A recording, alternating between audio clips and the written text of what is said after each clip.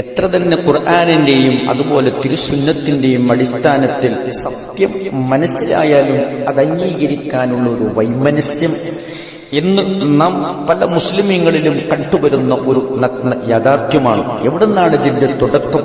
നോക്കൂ നിങ്ങൾ, 5000-ൽ വർഷങ്ങൾക്ക് മുമ്പ് ഇബ്രാഹിം നബി അലൈഹിസ്സലാം പ്രബോധനം ചെയ്ത ആ സമൂഹത്തിൽ അവരുടെ വിഗ്രഹങ്ങളെ തച്ചുടച്ചുകൊണ്ട് അള്ളാഹുവിന്റെ റസൂൽ ഇബ്രാഹിം നബി അലൈഹിസ്സലാം അവരോട് പറഞ്ഞു, ഈ വിഗ്രഹങ്ങളൊക്കെ തച്ചുടച്ചത് അവരിൽ തന്നെയുള്ള ആ വലിയ വിഗ്രഹമാണ് എന്ന് അവരോട് പറഞ്ഞു.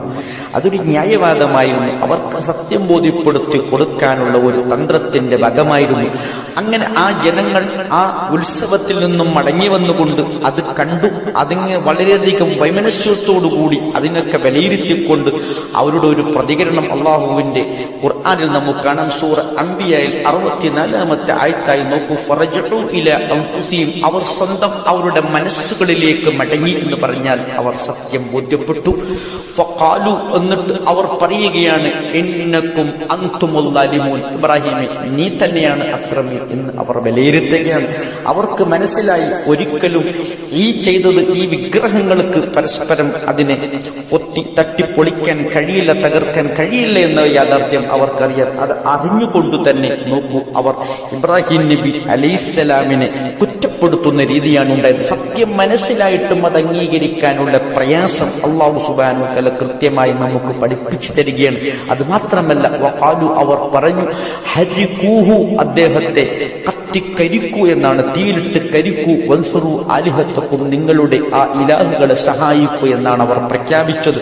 നോക്ക്, ഇത്രയും ക്രൂരമായ രൂപത്തിൽ അവർ പ്രവർത്തിക്കാനുള്ള കാരണം സത്യം മനസ്സിലായിട്ടും അത് അംഗീകരിക്കാനുള്ള പ്രയാസം.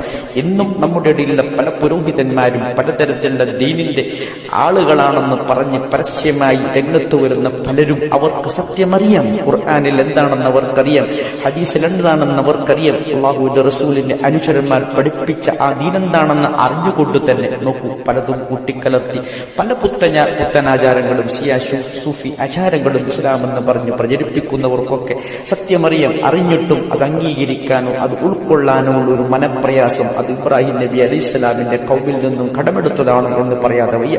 അത് കൃത്യമായി നമുക്ക് ഖുർആൻ പഠിപ്പിച്ചു തരുന്നു. അത് നാം ഉൾക്കൊള്ളണം, അംഗീകരിക്കണം, യഥാർത്ഥ സത്യത്തിന്റെ പാതയിൽ നിലകൊള്ളണം എന്നാണ് പറയാനുള്ളത്. ആഖിറു ദഅവാന അൽഹംദുലില്ലാഹി റബ്ബിൽ ആലമീൻ.